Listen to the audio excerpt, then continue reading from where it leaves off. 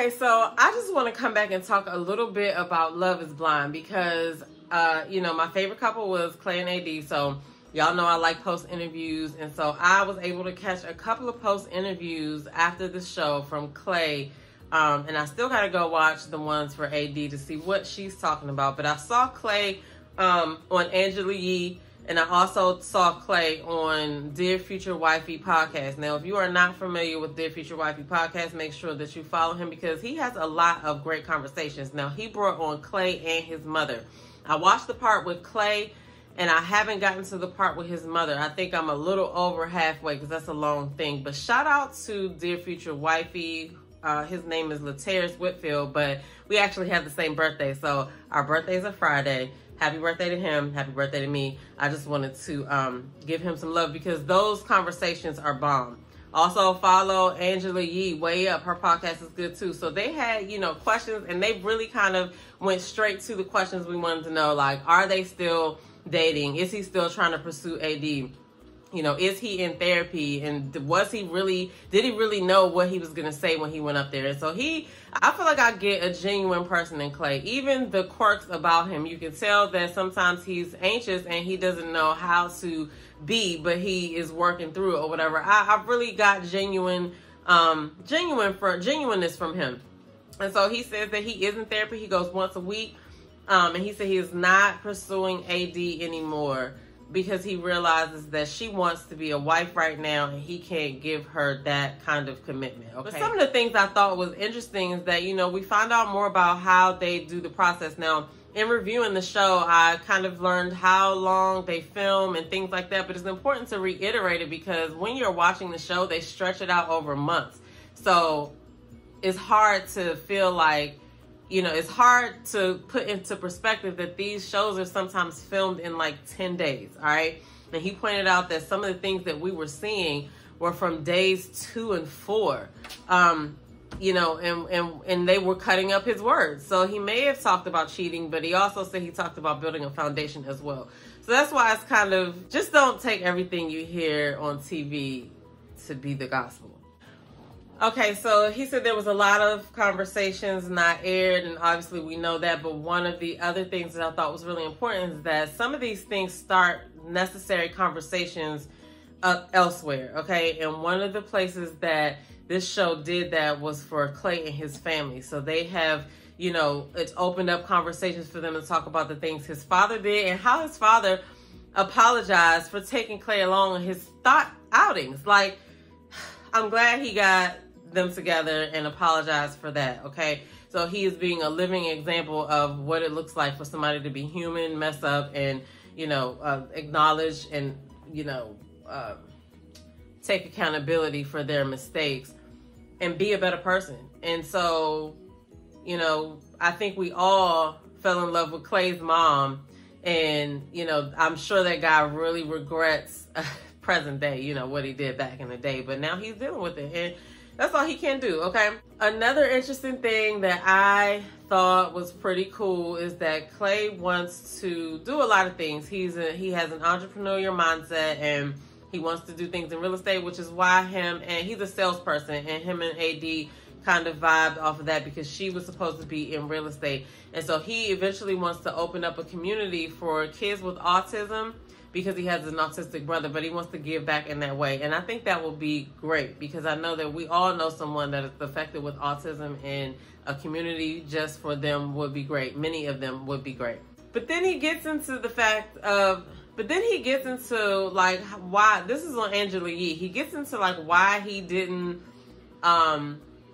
really understand what AD's finances were. And he alluded to the fact that a lot of her finances come from her ex-boyfriend. So that was where the whole sugar daddy reference came from that people were going off with on social media. But he went on to say that they had to take off like for about 6 weeks in order to do the filming and then go away and have the, you know, live together and things like that. And so he was like, he wasn't able to put his life on pause for 6 weeks, but she was, and she said she's safe to be able to do it, but he just wasn't fully sure about her financial situation, how legit her real estate career was, or whether she had one. So that was what he offered. Okay.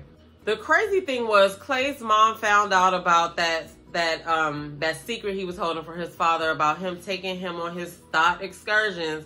She found out about that on the show. He said he thought he told her, but he didn't. I was like, man, that's a blow. That's a blow. Even though they're not together anymore, that's just like, dang. It probably, it probably stung a little bit. But there was a comment that AD made on the reunion saying that respectfully, she didn't want to turn out like Clay's mom, right? And so Clay took offense to that, and he felt like his mom is always talking positive about her, and he feels like she should have had a little bit more class when speaking about his mother on these recent interviews that she's been on.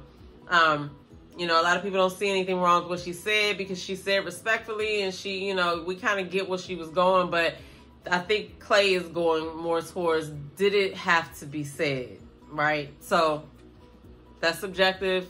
I don't know, but I feel like even their families got along good. So Clay did say on Angela Yee's interview also that he feels like he did get bad edits. They cut out a lot of things that he said, and they didn't put in a lot of the important parts. But he also said his number got leaked, and that he got a lot of negative backlash and death threats. Now, what is the point of sending somebody that was on a show to find love a death threat? Like, I just don't understand. But I also wanted to mention how crazy it is that the internet has removed some people's boundaries. Like, you wouldn't just walk up to somebody on the street and just say whatever it was you wanted to say.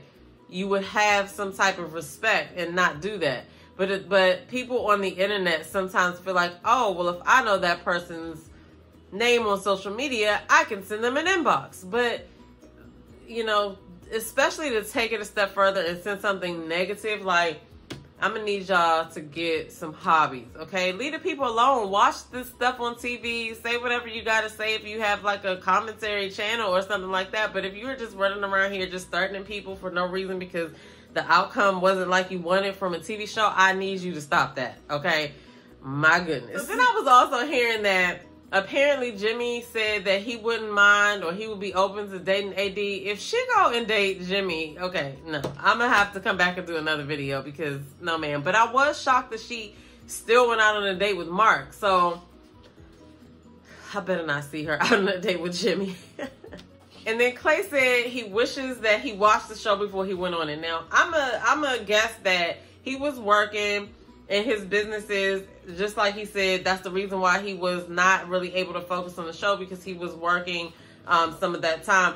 But, when people say that they haven't watched the show that they went on, sometimes it makes me think, okay, but if you went to a restaurant, you would look at the menu beforehand. Or if you went to go buy a house, you would look at the house beforehand. Or if you went to go work somewhere, you would kind of look up stuff for the company. Like, this is just what this is just where my mind goes when people say, oh, I didn't watch the show. So you signed up to be a part of something that you did no research on.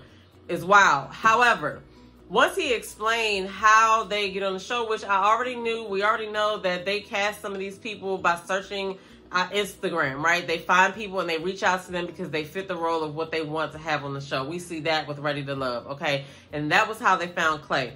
They asked him to be on the show.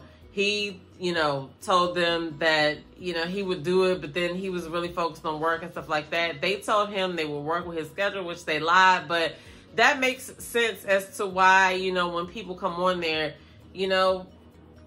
it doesn't go as planned, because this isn't something they seek out on their own. It's something that they, pulled these people in on. So my point is, like, yeah, when you're going to do something, just at least watch a little bit of the show. That way, at least you'll know what to expect, and you won't be looking shocked when you get there, because at the end of the day, like, this had nothing to do with the viewers. This had everything to do with the cast member and the contract that they signed with the network to produce the stuff that we're watching. So, you know what I'm saying? That's all I can say about that. But he talked about the moment with him and Brett. And this will also tell you how reality TV does, because I guess they knew that he watched that season. They heard that he said something about Brett, and then next thing you know, they have Brett at the reunion to try to invoke this moment. But it still was a moment, and he said it still was genuine. But But you know, that's TV for you. But I feel like that was a feel-good moment for both of them, because I feel like Brett needed to hear what Clay had to say, and Clay needed to see, you know, Brett and listen to what Brett had to say, because those were Brett's real words. But Clay said his initial issue was the fact that they would have to take off work for 3 weeks and not have their laptop and phone. And that is, you know, that is interesting, because if you are in a situation where you don't have your laptop and your phone and all you have to focus on is meeting people, like, you have given it, like, you're giving it your undivided attention. So they have, I think he said, like a total of 15 to 20 hours talking, just talking, right? All these dates that are going on in the pods, they're just talking, getting to know as much as they can in order to see if they're going to give a proposal or accept a proposal. He said he was always marriage-minded, but he didn't know what that meant really, because there was an information gap. So I gotta finish watching the rest of the interview, because I want to see what his mom has to say, okay? Because she was a very good addition to the show, and I just want to see what she has to say, you know, after everything's said and done. But that is what I got right now. And I know there's so many more couples. Clay and AD were one of my favorites, and I am looking forward to another season of Love is Blind. But we just never know which couples are going to make it to the point where they get out of the pods. A lot of people look interesting and seem interesting, but then if they don't hit it off with anybody in the pods, then we never hear about them. So that's my 2 cents about his a couple of his recent interviews. Get in the comments below. Let me know what you think. Do you watch Love is Blind? Who was your favorite couple this season for season 6? All right. Was it Clay and AD, or was it somebody else? Because if it was somebody else, I want to know who. All right. I'm your girl, Damita Jo, and I'll see y'all in the next video.